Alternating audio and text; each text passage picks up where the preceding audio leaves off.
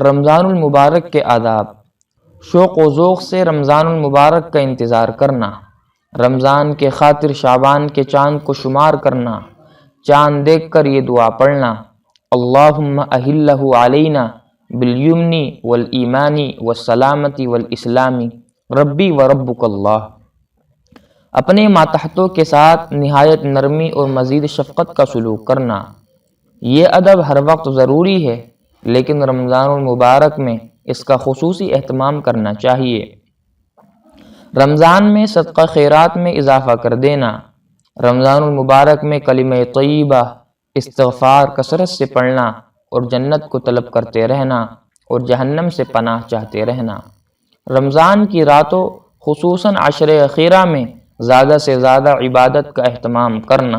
اللہ تعالیٰ سے دعا ہے کہ اللہ رب العزت ہم سب کو ان تمام باتوں پر عمل کرنے کی توفیق عطا فرمائے، آمین۔